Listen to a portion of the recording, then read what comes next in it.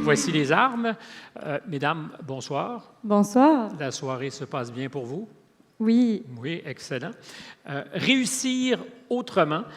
Vous avez décidé d'aider à l'apprentissage de plus jeunes qui ne sont pas nécessairement en difficulté. Non, absolument. En fait, nous, on intervient et on accompagne des jeunes du primaire et du secondaire dans leur cheminement scolaire. Notre mission, c'est vraiment de les accompagner jusqu'à leur réussite éducative. Jusqu'à leur réussite. Comment vous mesurez ça? En fait, c'est un cheminement personnel que chaque enfant a. Donc, nous, on veut simplement qu'ils s'améliorent, qu'ils progressent et surtout qu'ils se surpassent et dépassent leurs limites. Vous me direz si mes statistiques sont bonnes, mais vous étiez 2 au départ. Vous êtes maintenant 16 ou 15, 16? 16? Oui, en fait, ces statistiques datent de mai dernier. On s'est rendu jusqu'à 22 intervenantes en juin pour aider plus de 70 élèves la première année de notre Mais ça ne change rien à ma question parce que ça s'accorde au féminin. 22 intervenantes, j'allais dire 18.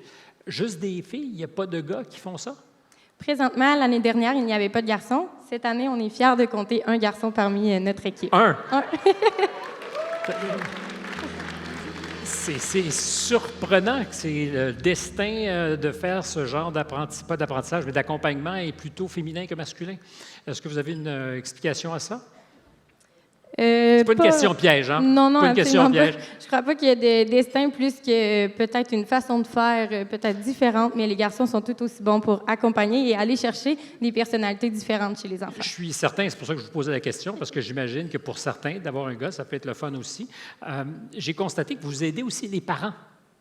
Oui, absolument. On offrait en fait une formation pour les parents du premier cycle pour les accompagner dans les périodes de devoirs et leçons parce qu'on sait que ça peut être des périodes problématiques à la maison, donc on les outille. Puis les enfants qui cheminent avec nous, on a une grande écoute pour leurs parents, on leur fait des suivis réguliers pour les accompagner justement eux aussi dans la réussite éducative de leurs enfants. Est-ce qu'ils sont demandeurs pour ça, les parents? Ou c'est vous qui discrètement leur suggérez que ça serait peut-être pas bête de les aider à mieux encadrer leurs enfants?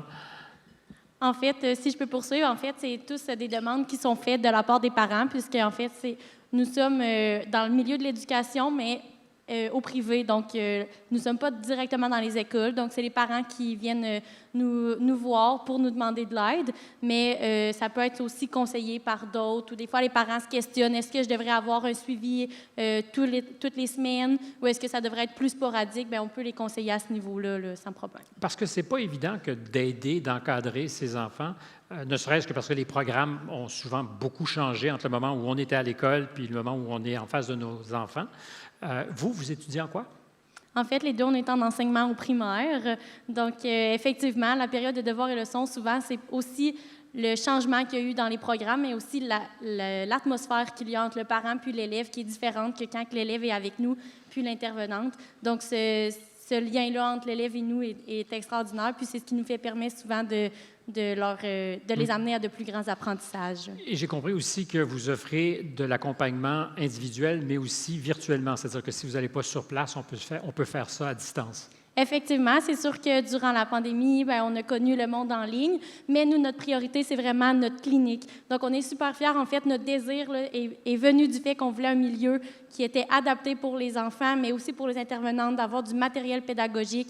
Donc, c'était d'avoir un lieu où est-ce que l'intervenant et l'enfant pouvaient se retrouver puis avoir des séances d'apprentissage là, adaptées aux deux. Donc, c'est sûr que nous, lorsqu'on a établi nos services, bien, on a vraiment mis la priorité sur notre service au bureau. Donc, on a mis... en présentiel. Exactement. Ce mot horrible qu'on a découvert pendant la pandémie, probablement parce que ça nous manquait d'être en présentiel.